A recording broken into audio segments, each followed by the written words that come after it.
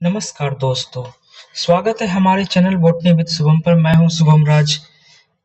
आज हम biological classification का पार्ट 2 लेके आए हैं। इससे पहले एक बायोलॉजिकल क्लासिफिकेशन का ही क्लास 1 जो कि अपलोडेड है यूट्यूब पे, आप उसे जाके पहले देख लें। उसके बाद ये पार्ट 2 देखेंगे। उसमें टोटल 26 क्वेश्चन कराए गए हैं।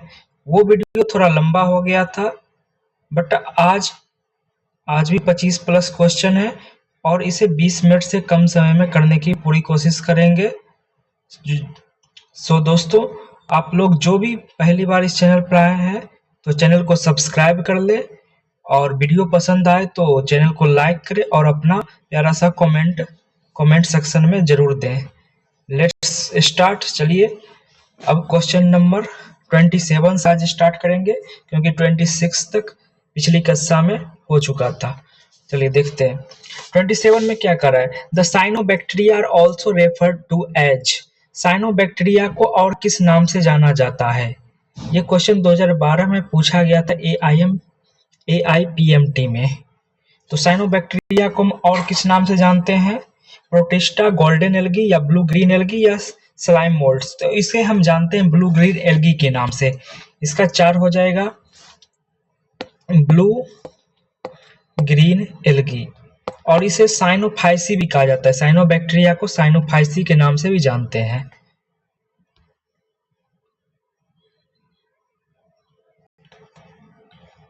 तो नेक्स्ट क्वेश्चन की तरफ चलते हैं दोस्तों। इसका 4 हो गया। नेक्स्ट क्वेश्चन है, which organism are responsible for the production of biogas.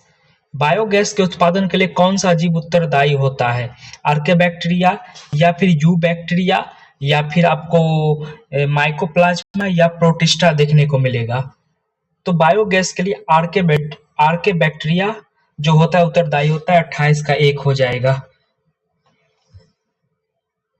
Next question 29, in filamentous colonial cyanobacteria the enzyme nitrogenase as present in।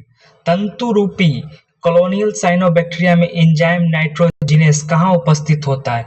Vegetative cell, spore cell, या फिर हेट्रोसिस्ट, या फिर एकिनाइट्स में। तो हेट्रोसिस्ट में ये उपस्थित आपको देखने को मिलेगा। 29 का 3 सही हो जाएगा।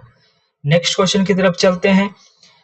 नॉस्ट्रोकोरेना बिना जैसे साइनोबैक्टीरिया में हेट्रोसिस्ट की उपस्थिति एबिलिटी मुख्यतः किसके लिए अनुकूल है? ये बताना है। फोटोसिंथेसिस के लिए, या नाइट्रोजन फिक्सेशन के लिए, या मोटिलिटी, या फिर रिप्रोडक्शन। तो नॉस्ट्रोकोरेना बिना क्या करते हैं? नाइट्रोजन फिक्सेशन का काम करते हैं, इसलिए 30 का 2 सही हो जाएगा। नेक्स्ट क्वेश्चन की तरफ चलते हैं। ये इसमें चित्र एक था जो तंतु रूपी नॉस्टॉक संरचना ए के बारे में पूछ रहा है। तो इसमें इसका आंसर जो हो जाता है वो आपको नाइट्रोजन स्थिरीकरण में शामिल है। ये नॉस्टॉक का ही संरचना जो था कि नाइट्रोजन स्थिरीकरण में कौन सा संरचना शामिल है, वो चित्र यहाँ पे नहीं आ पाया है। तो वही नॉस्टॉक का काम ही नाइट्रोजन स्थिरीकरण। इसका बी सही हो जाएगा। वो चित्र में दिखाया गया है कि कैसे कौन सा जगह है। चलिए नेक्स्ट क्वेश्चन पे आते हैं। मैच द फ्लोइंग है, यहाँ पे कॉलम 1 और कॉलम 2 को मिलाना है। तो पहला है हेलोफिल्स। हेलोफिल्स एक तरफ है, इसके सामने आपको देखने को मिलेगा हॉट स्प्रिंग। और फिर थर्मो एसिडिफिल्स के सामने आपको एक्वाटिक इन्वायरमेंट देखने को मिलेगा। मेथेनोजेंस के सामने आपको गट्स ऑफ रमिनेंट्स देखने को मिलेगा। और आपको साइनोबैक्टीरिया के सामने साल्टी एरिया देखने को मिलता है।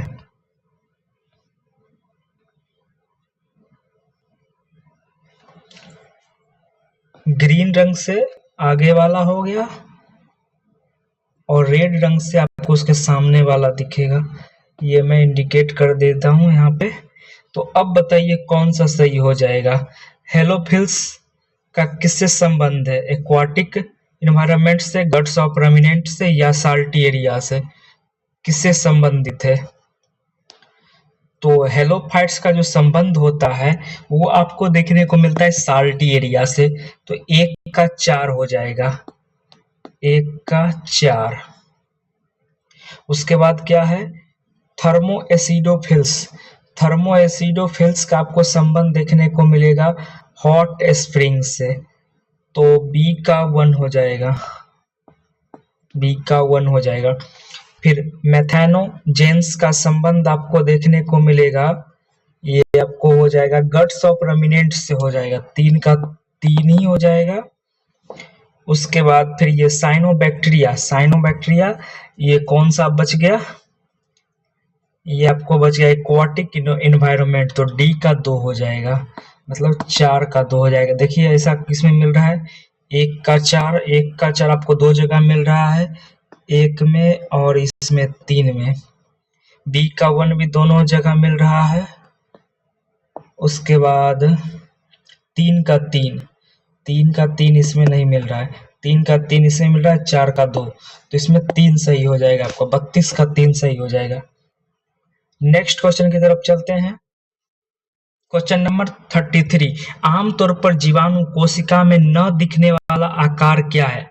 Generally the shape not seen in a bacterial cell में कौन सा जो है वो शेप नहीं दिखता है? रोड शेप या कॉमा शेप या फिर इकोसाहेड्रल या फिर गोलाकार? तो रोड शेप भी हमको देखने को मिलता है, कॉमा शेप भी देखने को मिलता है, स्फेरिकल भी देखने को मिलता है, इकोसाहेड्रल नहीं देखने को मिलता है।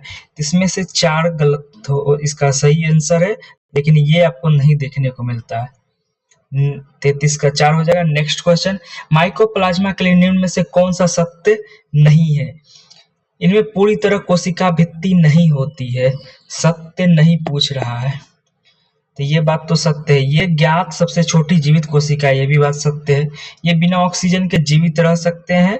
ये जंतु और पादप में रोग उत्पन्न करने में असमर्थ हैं। तो यहाँ पे चौथा नंबर इसका आपको गलत देखने को मिलेगा, 4 नंबर। नेक्स्ट क्वेश्चन की तरफ चलते हैं। 5 जगत वर्गीकरण में आर्किया और नाइट्रोजन स्थिरीकरण करने वाले जीवों को आप किसमें शामिल करेंगे?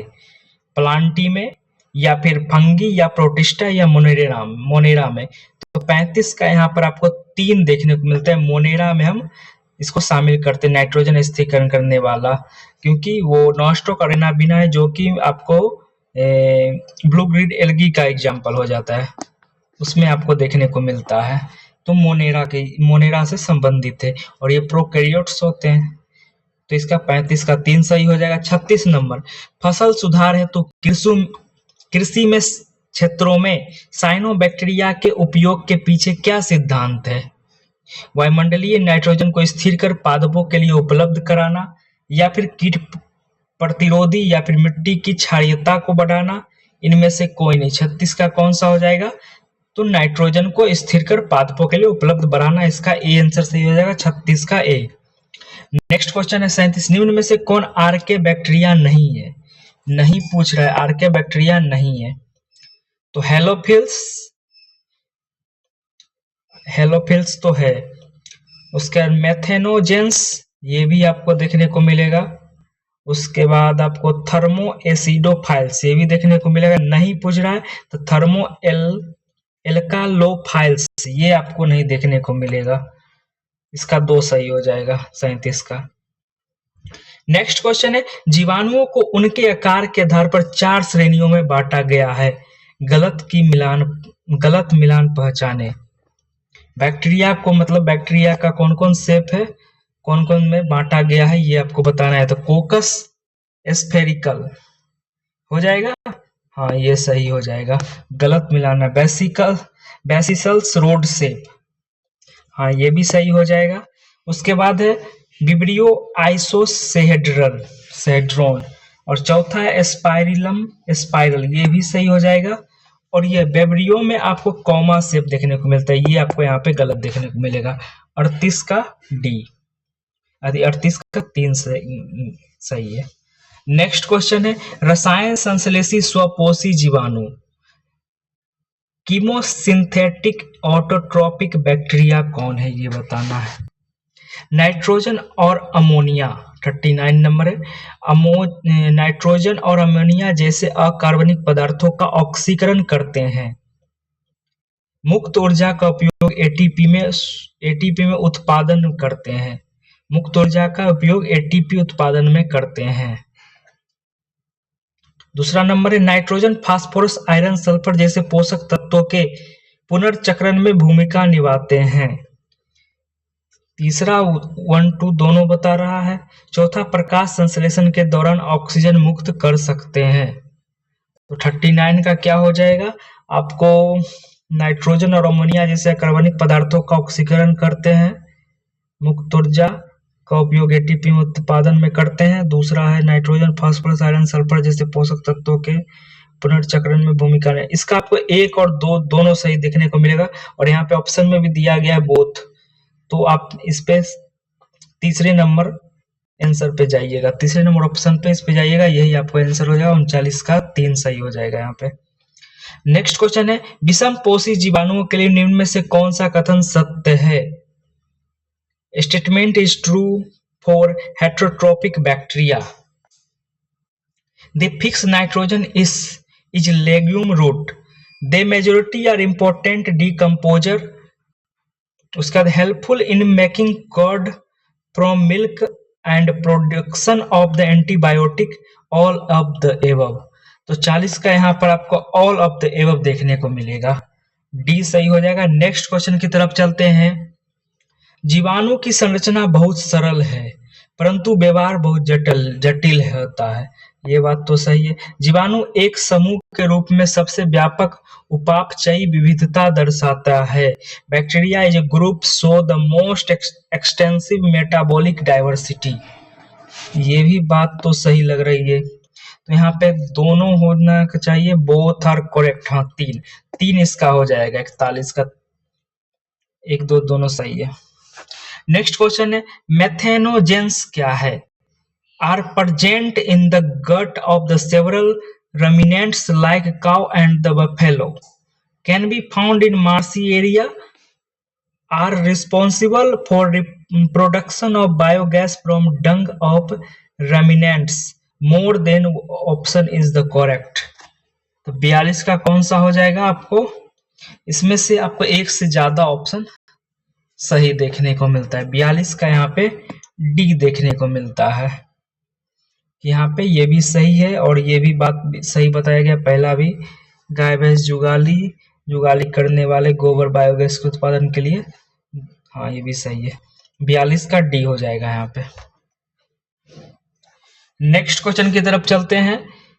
कथन ए, आर्के बैक्टीरिया कठोर आवासों में जीवित रह सकते हैं, कारण इन जीवाणुओं की कोशिका भित्ति संरचना भिन्न होती है।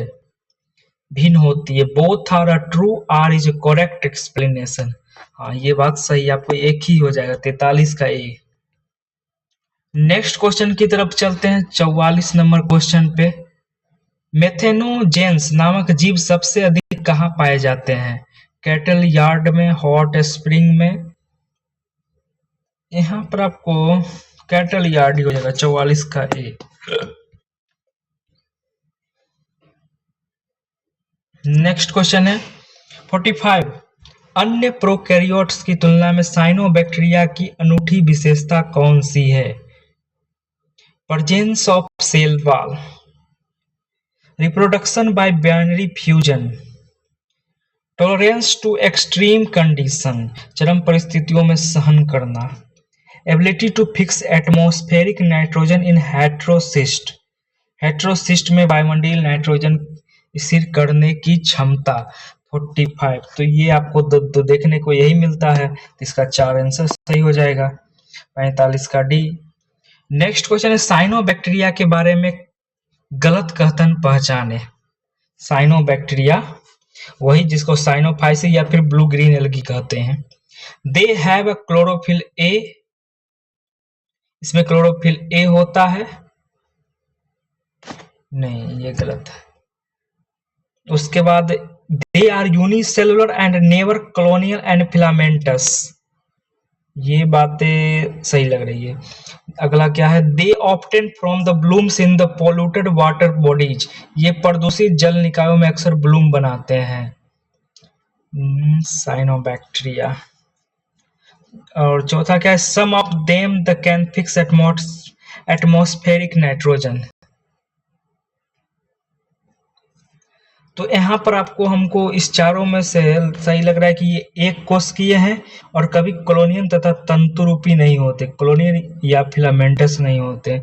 46 का आपको बी देखने को मिल रहा है सही। यहाँ पे 46 का 2 हो जाएगा।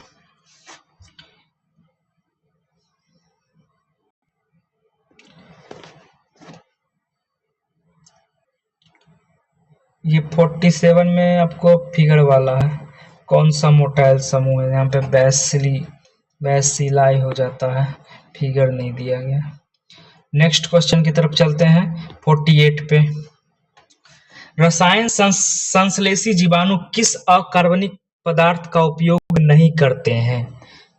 Chemosynthetic bacteria does not use with inorganic substance. कौन सा नहीं करते हैं? 48 का आपको देखने को क्या मिलेगा?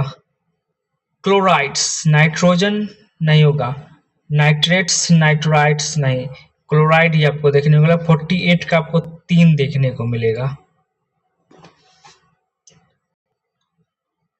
नेक्स्ट क्वेश्चन है, निम्नलिखित चित्रों में खाली स्थान पहचाने, विभाजित होकर जीवाणु नॉनस्टॉप। ये भी आपको चित्र का हो जाएगा blank, the dividing bacteria nonstop diagram है।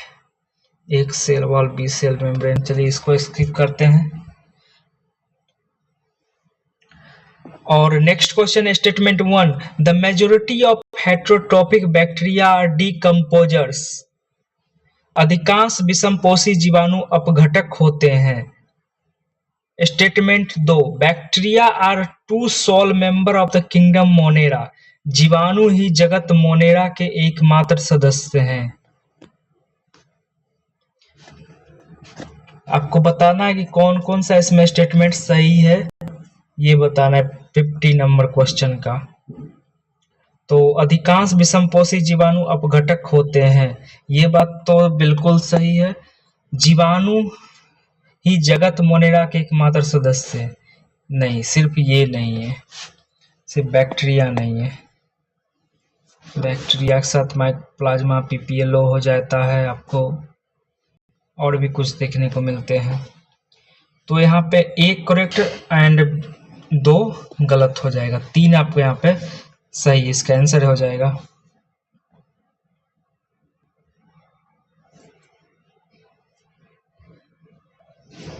Next question, which of the following statement are true? Heterotrophic bacteria विषमपोषी जीवाणु के लिए निम्न में से कौन सा कथन सत्य है?